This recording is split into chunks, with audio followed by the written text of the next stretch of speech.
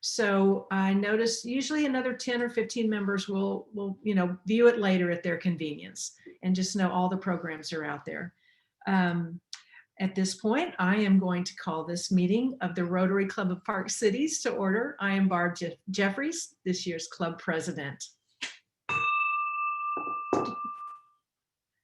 Today's meeting is going to be kind of fun, a little different. We're going to have a hybrid, a little bit like you put peanut butter and jelly together. As you see, we're on our Zoom call, but our speaker pre-recorded his meeting with Shawn Johnson, and they had a little bit of a fireside chat in Mark's studio. So that's already in the can, as Mark would say, and we will be playing that recording when it comes to the part of the program for the speaker. But the best part of this is he is also on the call.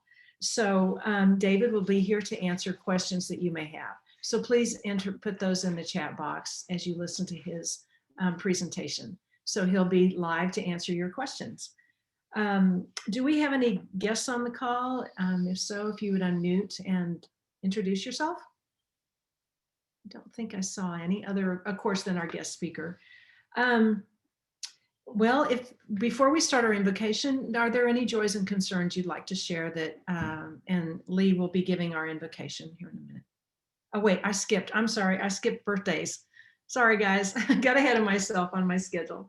We're gonna wish happy birthday to all of our February birthday babies. We hope that you have made your donation to both our RCPC Foundation and of course the RI Foundation.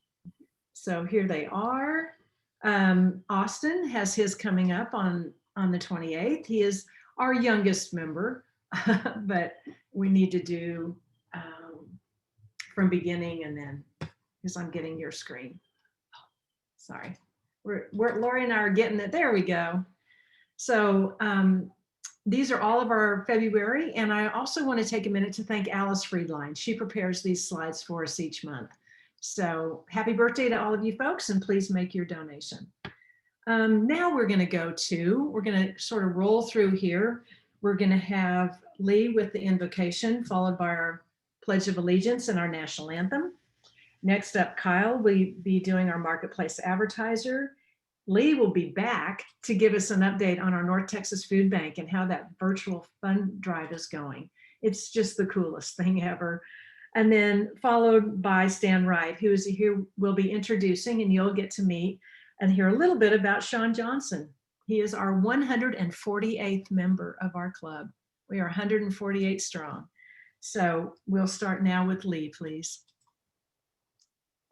Okay, we have several Rotarians and friends of Rotary that we need to remember today. In our prayers, Linda Tunnell, past President Linda, her cousin and fellow Rotarian in Tulsa, Oklahoma, Jean Cullen Budd, lost her fight with COVID on February 22nd.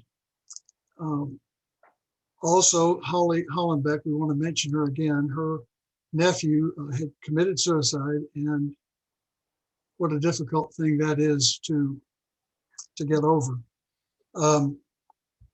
President Barb's son-in-law, Patrick, who is diabetic, had a seizure and is struggling to recover. He has two children that are 3 and under, and because of this difficulty, he actually bit his tongue so badly he cannot speak and are having trouble getting the bleeding to stop. So we want to pray for continued recovery on his part.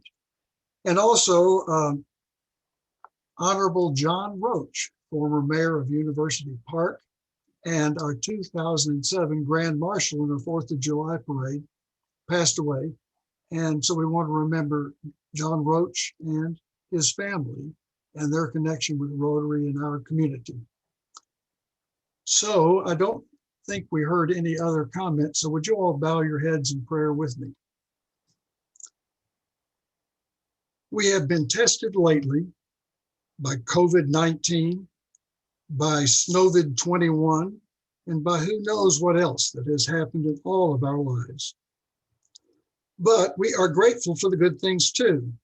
Vaccinations are slowly becoming more plentiful.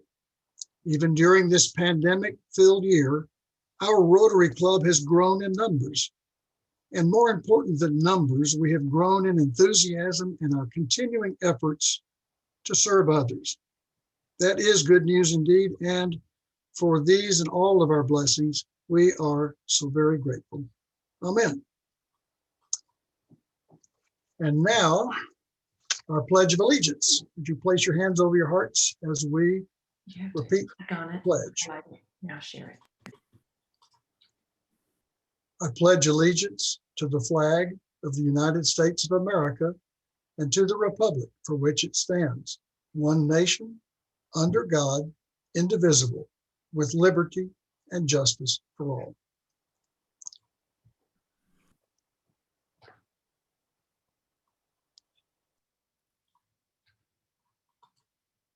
There you go. Oh, say, can you see by the dawn's early light what so proudly we hailed at the twilight's last gleaming, whose broad stripes and bright stars through the perilous fight o'er the ramparts we watched were so gallantly streaming, and the rocket's red glare, the bombs bursting in air, gave proof through the night that our flag was still there.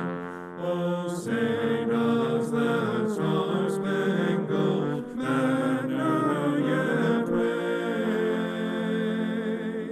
o'er the land of the free and the home of the brave?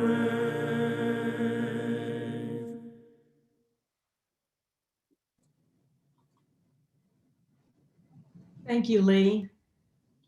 Next up, we have Kyle.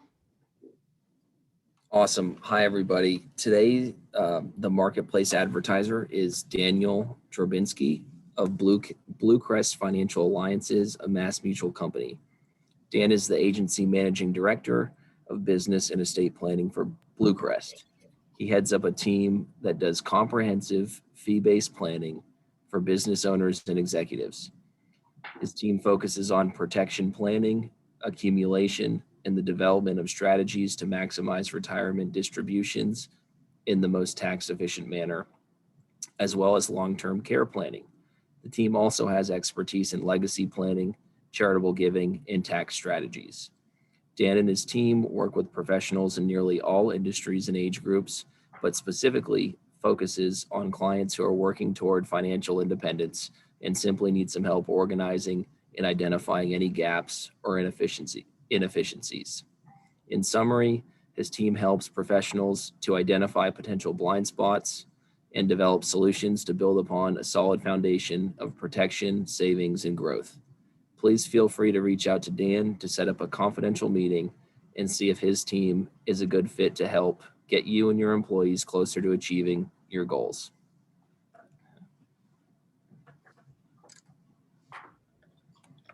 Thank you, Kyle. Welcome. Well, let's get Lee back up here. We have great, exciting news to share. Lori's looking for We it. do indeed. Oh, I'm here, Lori. You'll find me. But while Lori's looking for me, I can go ahead and talk. Yes, please. So this really is good news indeed. And it's pretty exciting. I'm going to preface all these comments by saying that today it was really Tricia Cunningham that was scheduled to fit into this particular slot. And we've got to thank her and what she's been doing at the food bank. It's been nothing short of extraordinary in an extraordinary time. And I want to thank our president, Barb. She has been on top of things all year long in a remarkable way in her role as president. And I want to tell everyone right now that she inspired me to get off and make something about this food bank happen when it did. Now, everybody else gets thanks. And Stan Wright was just mentioning before the meeting actually started, he's working on an actual food packing day for our club, something we've done in the past many times. However, currently, the food bank has not allowed groups to sign up for anything. So you could sign up as an individual and go to work, and you can still do that if you go to ntfb.org/volunteer. There's many opportunities, including some that you don't even have to leave your house for. That's it. They also have something called the virtual food drive. And that is what our club chose to get involved with last Sunday. Barb and I worked on this and put together this virtual food drive for our club. And I want to tell you guys something. It'll just take a minute. But in talking with Barb, we had to set a goal. And in talking about it, I said, you know, Barb, we've got so many ways that people are being asked to give money. The Salvation Army needs it, Rotary Foundation, RCPC Foundation, our churches, whatever. There's plenty of things. So we sort of came to this idea of, let's set a goal of $1,000. And I mentioned in an email, I thought it was pretty modest, but I guess, you know, it's no surprise, is it? Our club just jumped all over that. We sailed past $1,000 before I could hardly get back to look at the website. So I bumped it a few times since then. We're currently have a $6,000 goal. We're currently at, as of just before the start of this meeting, at $5,175 from 44 different donors, including donors that aren't even members of our club, which is something I think we should all remember to do. You can send that link to anybody and they can give. It not only would help our Rotary Club, but obviously it's for the food bank. Every dollar there buys 3 meals, and we're in the midst of a triple match right now, which means that we're going to get 3 times the effect. So let's say we hit $6,000, that's the equivalent of $18,000 raised. I mean, the multiplier effect on this is huge. And you saw that slide pop up a minute ago. It's kind of fun. The Virtual Food Bank, you have a choice. You can just give money, just donate straight. They also have this picture of groceries, and you can click on them and decide what your interests are in terms of giving. But the bottom line is really you're giving money. The food bank is so efficient and able to buy food at such large quantities, and they know it fits in those boxes that they give out. So the dollars given them is really terrific and the best way to do it. So the triple somebody asked about the triple, by the way. Currently, it's the Leslie Family Foundation that's matching these grants. It varies from drive to drive. But, oh, and by the way, I checked on the site. Our club is second place in top teams and top companies. I'm not quite sure why it says companies, but in the entire food bank operation right now in terms of this virtual food drive. It's pretty exciting to see that. But anyway, I want to thank everybody for what you've done already. Your generosity is well known. It's what we as Rotarians do, but it's so heartwarming to see it exemplified this way. For that, we're grateful. So enough said. Thank you, Lee. And thank you, club members. Like Lee said, I shared the link with my quilting group, and several of those ladies were so appreciative. It was just one click away, and they were able to help make a difference. But it's just like Lee said, you all are the best, just the best ever. Well, we have another new member to join our ranks, and Stan is going to tell us about him. Thank you, Barb. It's truly my honor to introduce to you our newest 148th member, I understand. His name is Shawn Johnson. Shawn is the Parks and Recreation Director for University Park. He's taking over Jerry Bradley's position, who is retiring. I think Jerry worked for the Parks Department, I think over 20 years. Or somewhere, Shawn can maybe tell me, but he worked there a long time. I'm not saying I'm responsible for Jerry retiring, but I might have had something to do with it. Jerry and I worked a lot together, and you and I will, Shawn, on the 4th of July, hopefully in the park this year, if not for sure next year. And we also worked. That's where I met you, was a few months ago at the tree lighting. And the University Park Parks Department is a big partner of ours in the park on the 4th and at the tree lighting. To tell y'all something about Shawn, he grew up in Dallas, and I don't know if Happy Franklin is on this telecast, but she's going to be excited. Shawn graduated from Texas Tech. Happy Franklin, Shawn, is the upcoming. She is the incoming president. Happy always has her guns up. She's ready to go. And Shawn also played football at Texas Tech. So we're looking forward to hearing those stories. And he grew up in Dallas. I said he also has 2 twin sons who are currently freshmen at the U.S. Naval Academy in Indianapolis, which I know you're very proud of them. That's quite an honor to be even recommended for a position to go to college there. So that's outstanding. But anyway, Shawn, I look forward to working with you, and I'm glad you decided to be a member of our club. All right. Thank you, Stan. I appreciate the warm words, and Miss Barb and all of those I've met thus far.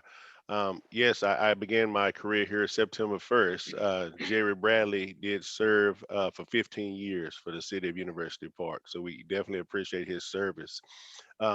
What a legacy and wonderful park system that we have here in University Park and just in the park cities in general. And what I've been most impressed about is just the community coming together. Although the tree lighting was a virtual tree lighting, still had great outpour of support for that. But more particularly here with the recent storm, just to see how the community all rallied together. Our parks guys have worked tirelessly for the past 2 weeks assisting Public Works with water cutoffs. And so just having that servant heart is definitely evident in the park cities, particularly here in University Park. And then just the outpour of love and support from the community and bringing lunch for the guys has been great. We're super excited to be here. Great legacy that's been left here, be able to add and help the department grow further, but more so as it pertains to the Rotary Club, just to be more of a, to provide my services outside of work, to be able to serve this community as well. So I'm super excited about being here. Great. Shawn, welcome and thank you. You will have an opportunity to do a new member speech here in the next month or so. And I'm anxious to hear about your prior Rotary service as well. You bring to the club some experiences from other Rotary clubs, which we always learn from. Well, I'm going to do a couple of quick announcements here and we'll get to our speaker. So first, just speaking of speakers, here is what's coming up. We've got Darren Babcock and Stephanie, our own club member Stephanie, will be here next week on Friday to talk about what's going on down at Bonton Farms. And as you know, we successfully raised over our $150,000 goal. There's a trend here to work toward that. Go back one. There we go. Toward that medical clinic that'll be built there. Following that, the 12th is Bill Hutchinson about the design district redevelopment. And then Dan Henry, the Fox 4 meteorologist, will tell us a little bit more than because we haven't heard enough about our Texas weather lately. So upcoming events, next week we've got, well, first of all, on our meeting on Friday, we're also going to be voting on a bylaws change. So if you're unable to attend that, we need to have a proxy of members in attendance for that vote. So you can, a quorum, you can email me your proxy, please, if you're not able to join the Zoom call. And then the board of directors meeting is on Wednesday the 10th. We have another social event after last night's very successful virtual trip to Italy. It was just delightful. Happy has organized a meditative hike at Rivershawn Park, and she's been sending emails about that. And I encourage you to sign up. Hopefully we get beautiful weather. And then we've got a PCR Connect coming up on March 18th at 5 in the evening. Another good opportunity to stay connected with your fellow members. Well, with that, I am going to ask Scurry. I haven't seen you on the call, but you may be a phone number. If you would unmute and introduce today's guest speaker, David Munson. Let's see, are you there, Scurry? I know it's a little bit hard when people call in. He may be having trouble with his connection. So with that, David's bio was in the hub that went out on Thursday, and I think we'll go ahead and start the video, and we'll hear from Scurry and David.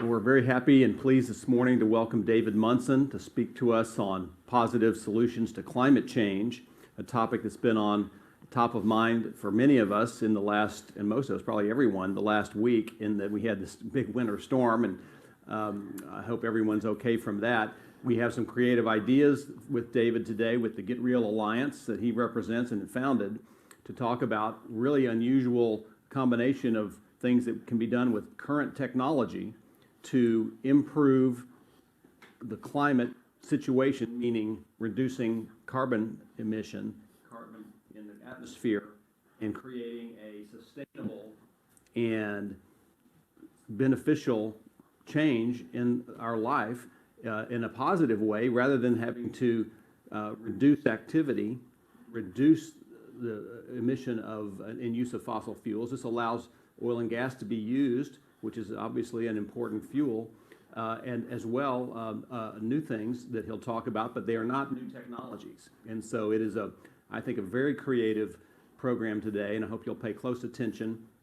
I learned about this over the last year or so, but I've known David for many years, and I'll ask him to introduce his family and educational background briefly so you can understand where he's coming from. But he studied these things closely for decades, literally. In that he's been involved in farming, ranching, oil and gas, and other ventures. He's got patents and an engineering firm where they take a technical view of things. And so that technical viewpoint and scientific basis for some of his thoughts are the reason that I thought he'd be a great guest today.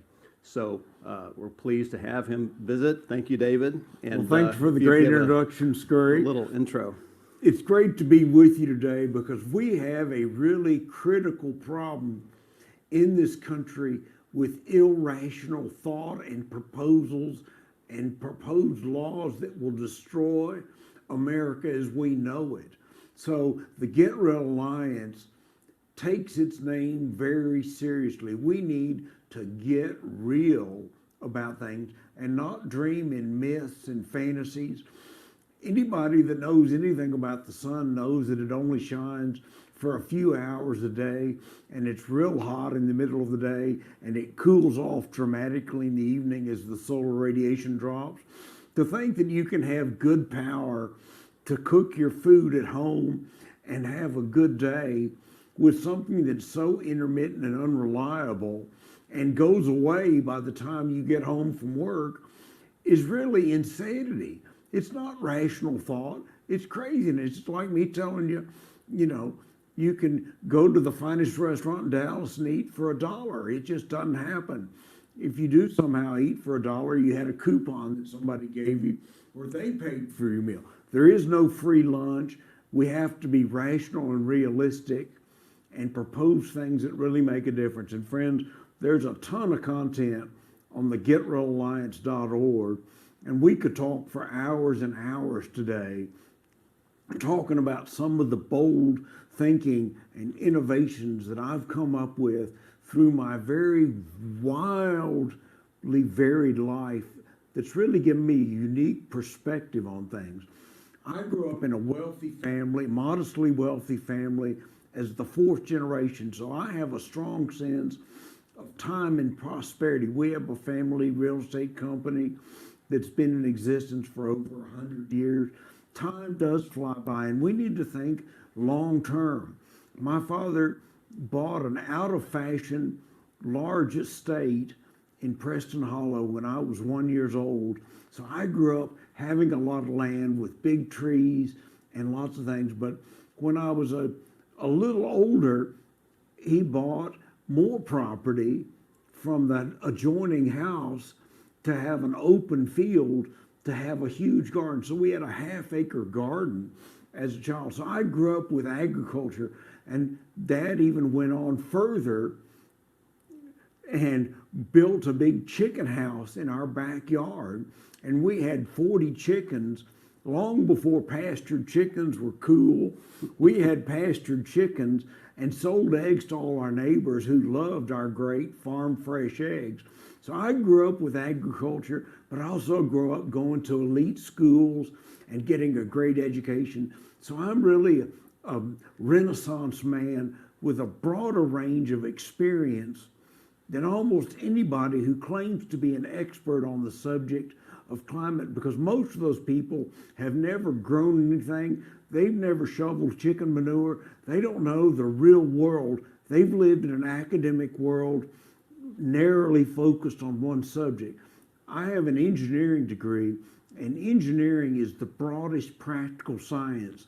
So if you really are an astute student and a good learner and reader like I am, you can develop a very comprehensive worldview and vision of how the environment works. And friends, engineering explains all things, from the way organisms work, to the way our energy systems work, to the way our world works. Our climate system is a thermodynamic engineering marvel where heat flows in abundance in some areas and heat radiates out to space in other areas. This talk about worrying about air temperature as it affects snow and ice is really based in ignorance of the fact that solar energy, radiation from the sun, is the real source of heating on Earth. Air temperature can't make you hot. Anybody that's been in Texas knows that if you go into the shade, even on a 100-degree day, it's pretty comfortable. But if you're out in the sun, you get hot as heck.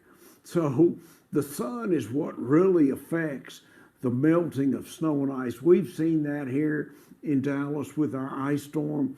The snow melted very quickly on sunny roads, while in the shade it remained for days. All this talk about worrying about 1 degree of air temperature is just a bunch of BS. And David, can't you focus a little bit on the particulates? And it's true, David's done a lot of research and has read a lot of engineering and scientific research about particulates from coal burning, from aircraft emissions that have fallen on the snow and on the ice around the globe. The sun heats those particles. They're carbon black particles that are microscopic, and that creates faster melt as opposed to just air temperature. And you can talk about the shady areas versus the sunny areas in the mountains where snow is in the shade. We all see snow lasting a long time in the shade, even with high air temperature. Right, you're exactly right, Scurry. There are studies done and proof, and anybody that's had their windshield after a rain covered with dirt knows that there's a ton of small particles floating in the air. If you fly in an airplane over America, you hardly ever see truly clear air as you look down at the environment. I love to look out the window of airplanes, and I am shocked at how dirty our air is, how much fine particulate it is, and a lot of it is man-emitted, but some of it is due to agricultural practices where they've degraded the soil and tilled it and created these huge dust clouds. You know, farmers don't think anything bad is happening when they're creating a huge dust cloud behind their tractor as they over-till the soil and cause it to degrade and destroy.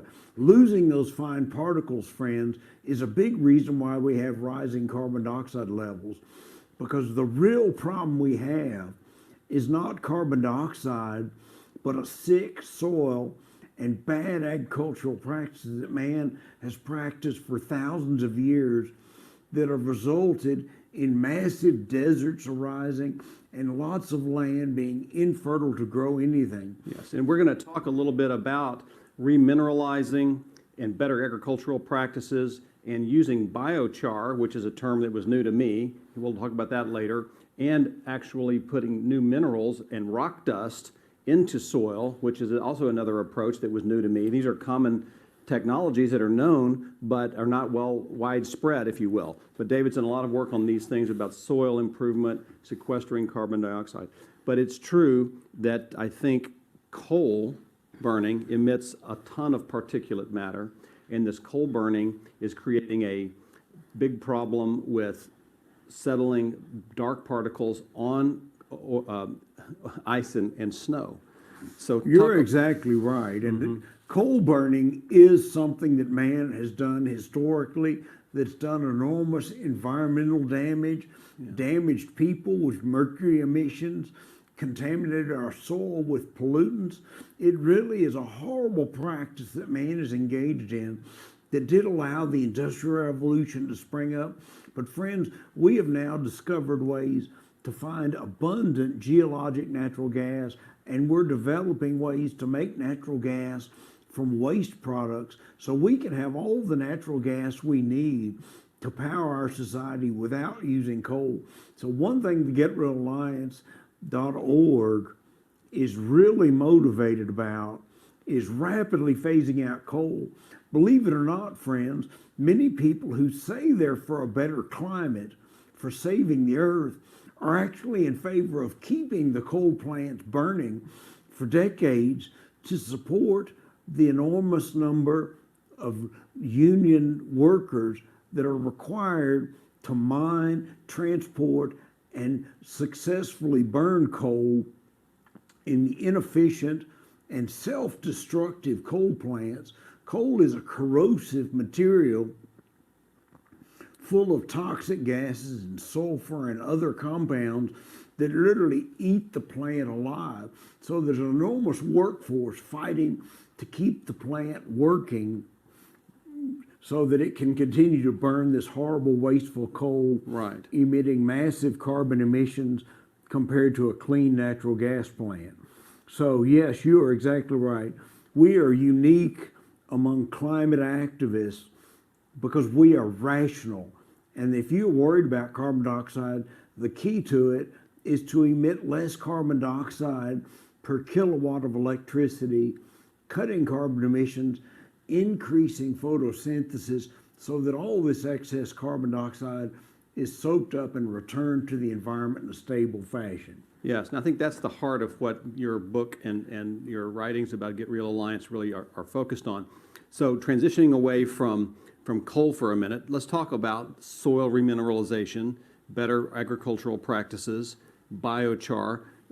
First of all, what is biochar? Let's change the subject and talk about what is biochar. Well, biochar is a miraculous product that the ancient Central American people were inspired or came up with, that if you burn organic matter, if you burn plant waste or particles of trees or garbage in an oxygen deficient way, you can produce first charcoal, but if you burn it a little more, you can turn it to pure carbon.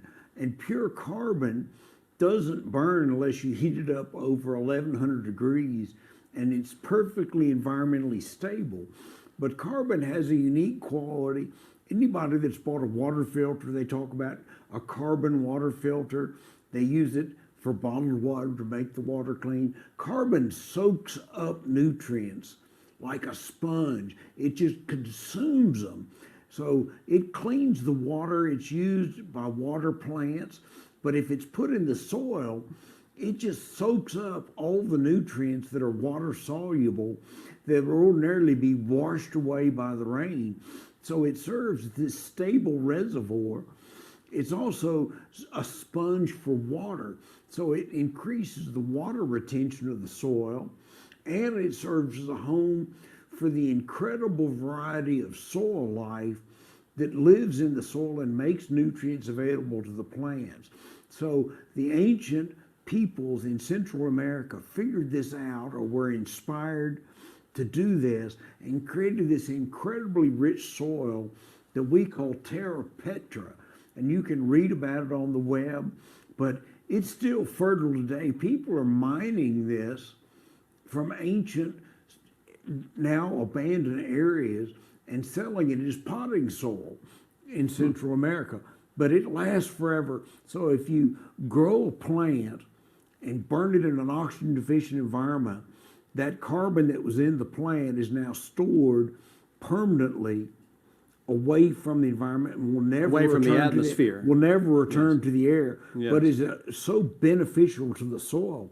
So friends, currently about half the fertilizer that farmers buy washes down the river. You've heard about toxic ash, you've heard about algae blooms, and all the environmental problems from fertilizer runoff. Well, friends, if we started making biochar on a huge level and adding it to the soil globally, we could totally eliminate the loss of nutrients from the land and restore the environment to health, where all that carbon dioxide that man can emit just gets soaked up by the more abundant vegetation and returned to the soil through the plant roots. Now, isn't it true that in your book and in writings you talk about thinning the forests out in a healthy way? We've seen this overgrowth of forests where we've been putting out forest fires in the western United States for decades and decades, and the forests have become so dense that when there is a dry year or two, this dense forest is kindling and is really a fire explosion waiting to happen. The forests are not properly managed. By thinning the forests, you can take the wood and other plant matter and make biochar. And use the biochar in good, sustainable farming and ranching practices. And so can you talk a little bit about this idea of thinning the forests and using that through big kilns and big processes, and then having this biochar serve as a way to remineralize and recapture desert land? Totally. Yeah, no, you're exactly right, Scurry. We are mismanaging and mistreating and abusing the earth in so many ways. And our forests in America are really being neglected and abused. And frankly, the natural processes are degrading. Soil minerals erode out and blow out, and trees remove new minerals from the soil, depleting the soil balance. So we need to remineralize and add nutrients to the forest. But we also, as Scurry said, need to have a comprehensive program to remove dead wood from the forest and convert it into biochar to revitalize other areas.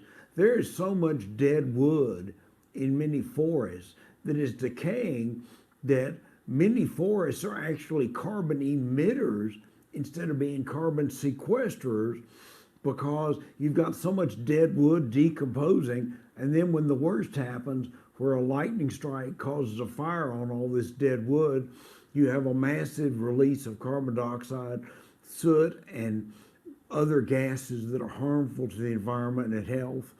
So yes, we need to spend a lot of money, and I have a concrete plan that's 12 pages on the website, getrealalliance.org. Can't possibly talk about all the details today.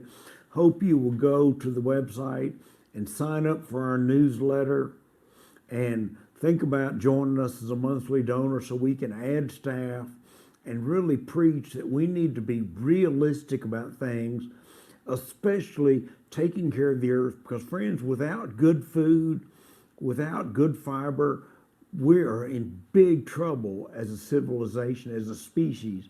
So as part of this remineralization idea, and biochar is something that can help the soil and help farming be better and help plant yield be better and help nutrient content of plants and agricultural goods be better.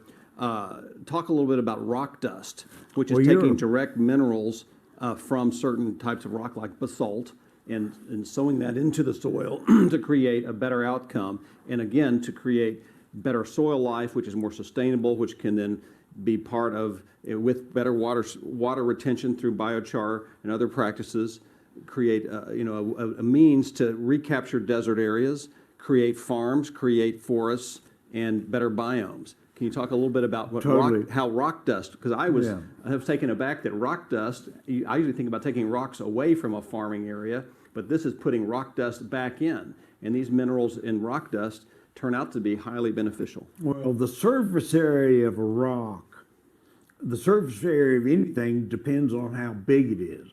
So a big rock actually has a very small surface area for its weight, but fine dust has enormous surface area, and microbes in the soil, the billion organisms that live in a handful of healthy soil, can't eat deep into a rock. They can't break the rock apart and get into the nutrients that they use to make various plant nutrients. So rock dust has all the minerals, basalt rock dust in particular, the most common rock on earth, is really the basis of healthy soil. So if we grind up rock dust or use the waste rock dust from making aggregates and other materials and put that on the land, study after study have shown sharply increased fertility, even on the fertile Midwestern soils, which are some of the most rich in the world. We're blessed with great soils in America. They still see a 15 or 20% increase in the yield of corn applying basalt rock dust to the land. But on desert soils or soils in depleted temperate lands like Panama, they've seen increases of tree growth of 200 or 300%. And in fact, trees with rock dust applied to the seedling have survived when the environment in the soil is so bad that seedlings without rock dust even died. So rock dust is really a miracle. There's a great website with a link on our website, Remineralize the Earth, remineralize.org. Please go to that. They've got tons of content. We've got content on our website about remineralization. Scurry is right. We live in a depleted world. Every soil in the world is deficient in nutrients except volcanic soils near where there are active volcanoes. Everybody knows the great coffee comes from these volcanic soils, great foods, great wines, because they're mineral rich. Even our fertile Midwestern soils are now depleted due to erosion and water leaching the nutrients out and plant removal. Every time you grow a bushel of corn, you remove nutrients from the soil. Yes. So we need to restore fertility and nutrients, all nutrients, not just the big three. Everybody talks about what you buy in a fertilizer bag, nitrogen, phosphorus, and potash. Yes. And these ideas are connected in that if you improve plant growth and you can recapture desert areas, you're actually going to be sequestering more carbon. You're going to be taking carbon out of the atmosphere. That's what plants do. We all know this, that plants use photosynthesis to take carbon from carbon dioxide out of the atmosphere and directly put that into use in their growth in the body of the plant and the body of the forest, the body of the agriculture and the land. Well, and the thing that's less known is that plants actually take 50%, up to 50% of the carbohydrates they produce with photosynthesis, putting them in the roots to feed the really big population on Earth, which is microorganisms living in the soil in a symbiotic relationship with plants.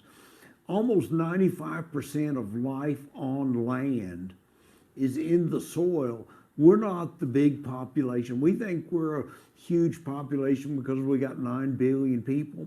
Well, friends, there's 9 billion microorganisms in these 2 hands of healthy, fertile soil. We are just nothing. The bulk of the world is made up of microorganisms doing incredible work to make our world possible. Yes. And plants rely on the microorganisms in the soil as their stomach, as their digestive process. And the microorganisms feed the roots. The roots are even parasitic and attack and soak up the microorganisms. So there's a broad world out there, but I've had a very varied experience. My nearly 40 years as a large commercial agricultural operator with heavy experience in the toughness of raising grains, moving on to a successful grass-fed beef operation. You can go to a restaurant and the meat store up in McKinney that I am a part owner of due to my providing grass-fed beef to it, local yokel, would certainly encourage you, if you want the greatest chicken fried steak in the world, go to local yokel bar and grill. Right. But yes, remineralization, taking care of the soil, keeping living things growing on the soil all the time can make America carbon negative. While we still use oil and gas, we don't have to have unreliable power. We don't have to have this ridiculous notion that somehow we can produce a massive increase in electricity to charge a lot of electric vehicles while we phase out fossil fuel and phase out nuclear and go to intermittent wind and solar. So Yeah, these thoughts are very timely in that we all have just realized that, the electricity grid is fragile, and there are various reasons for that, whereas, a storable, reliable energy source like natural gas appears to be very important long-term, better than coal, and sustainable with these other practices. Well, thank you so much. And I did fail to mention at the beginning of the program, David is the president of the Preston Hollow Rotary Club, which meets at Preston Royal. So he's a fellow Rotarian as well. And I love Rotary. I think Rotary is a noble cause. It espouses the best of human thought, which is to love your neighbors yourself. So I'm a big fan of Rotary, and I hope that the Rotary group can reverse its decline and rise to a bigger level of prominence, because many people have this idea that Rotary is kind of a closed group that's just kind of building each other up, networking, but really it's all about helping other people. And the Get Real Alliance is all about promoting loving your neighbor and getting realistic about things, not being irrational, not thinking the sun's going to shine 24 hours a day without a cloud. Right. Getting real. So we can do it. Go to our website, getrealalliance.org. We need you. I think that's going to happen. I believe people watching this program will be motivated to do that. And, Rotary's been very effective with massive programs like polio eradication. What a success worldwide, down to one country now, I believe, or one or two, Pakistan, Afghanistan. And so, Rotary may have some interest in some of your ideas as an international type of initiative. Who knows? Your ideas are such quality and so important in the long run, sustainability. Well, one thing we can conclude with, maybe a little statement about the big picture, which is global warming really bad? I mean, is it better to be cold or warm if you had the big picture in mind?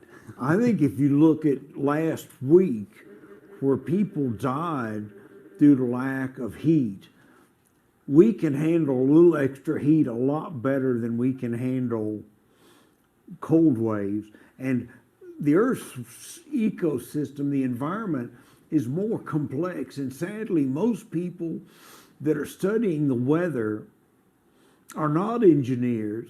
They're not people who are trained to study systems, but they're narrowly focused. And frankly, friends, they totally ignore the fact that the sun overwhelms the climate, the air, by such a large degree of magnitude. And the truly influential greenhouse gas that exceeds CO2 by multiple factors is water vapor, the invisible, miraculous water vapor. Friends, water is the reason life can exist on Earth as we know it. It's an amazing compound, has fascinating qualities. It alone among materials gets lighter as it freezes. It turns to solid. The solid is lighter, so your ice cubes float. The ice floats to the top of the ocean. This prevents the oceans from freezing solid. Yeah, most compounds, when you go to the solid phase from the liquid phase, the item gets heavier and sinks. Ice and water is a different one, which is a miracle and, of course, required for life, that it floats. If ice didn't float, life would not be possible. The other thing that's possible about water that's totally ignored is that it functions as an invisible gas far below its boiling point. Yes. So, well, I would like to conclude by thanking David. I brought this lei from Hawaii, which I got a year or two ago out there. Let's remember that actually the warming Earth is not a bad thing. I believe that, I think history shows over the millennia of history, not centuries, but millennia, that warming times correlate with better economic conditions.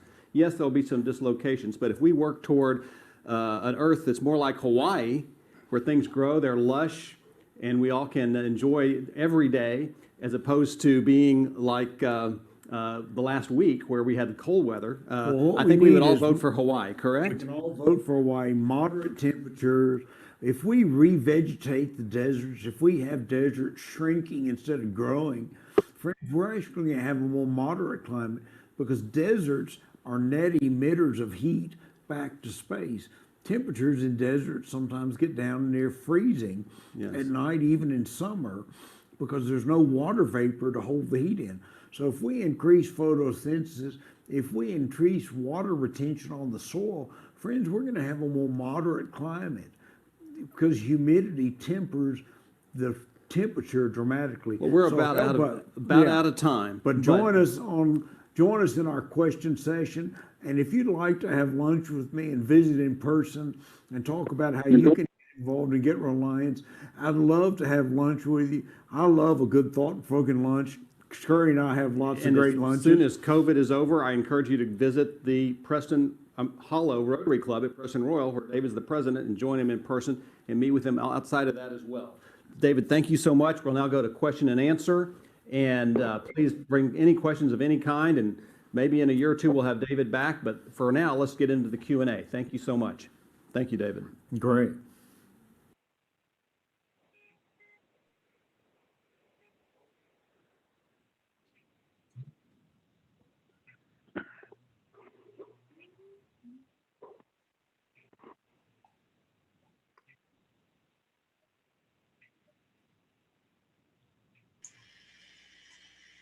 Barb, you're muted. We can't hear you. Gosh, thank you, Lee. I was watching Charlotte wave at me. I'm so sorry, I forgot to unmute myself. David, thank you. And also wanted to thank Mark Neese for use of the studio at SyncLab Media again. He's, as a fellow Rotarian, another one that gives so much of his time. If you have any questions for David, if you would, please unmute yourself. Let's just go with that. Barbara, Barb, Yes, Orville? this is Rod Oh, Purtle. I'm sorry. I apologize for getting in a little bit late, and if you've already discussed this, but I'd like to hear a discussion of the relationship of politics to everything that we've been talking about today. Very good. David, you're on the call, please? Or on the, Yes, on the call. I'm on the phone. My internet quit. what is the last word? Oh, that's okay. We'll go ahead and just keep the screen as it is. Go ahead, David. Yes. Well, politics is dirty business, as you know. And frankly, you know, there are people out there that actually wish for a harsher, more difficult world for people and don't really like prosperity and affluence. And many of these people are drawn to climate. They're drawn to the idea that we're headed for a disaster and propose harsh controls on people and want to restrict what you do. You even hear talk about saying that we shouldn't eat beef because of methane emissions from cattle, where in actuality, without cattle and other grazers, the grasslands disappear and turn to desert. So grass and cattle work together if they're properly managed. And the politics is dirty. The wind and solar lobby has major enthusiasm and is being promoted heavily with tax credits and lots of incentives and lots of funding, even though it's so unreliable. You can see on my website some articles about solar output, real measurements of solar power, which the solar industry never likes to share, how sharply lower it is in the winter than in the summer, which of course anybody knows just by the weather. But yeah, the politics is dirty, and one of our goals is to change the political debate to a rational one. So I hope you'll join us and get our newsletter and see what we're doing on an ongoing basis. Thank you.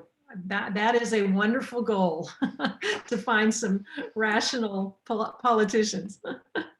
Do we have any other questions from the members?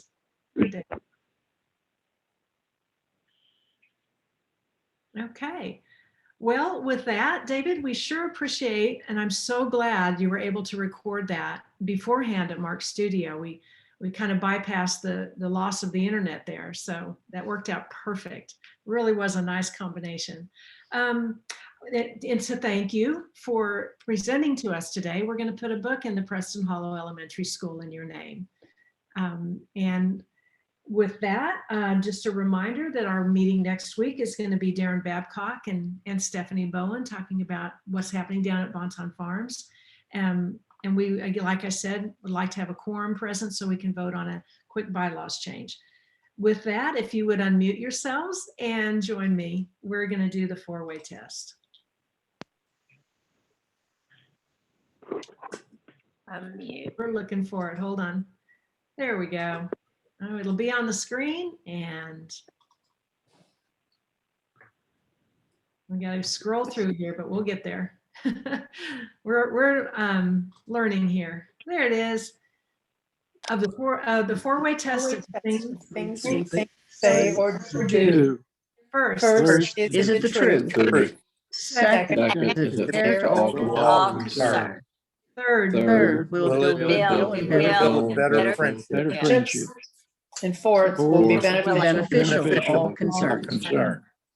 Right. And with that, thank you all for spending the last hour and few minutes with us. Everyone have a great weekend. This meeting is now closed. So long, everybody. Take care of yourselves. Be well. Bye. Bye-bye. All right, everybody's rolling off. You can end the meeting for all.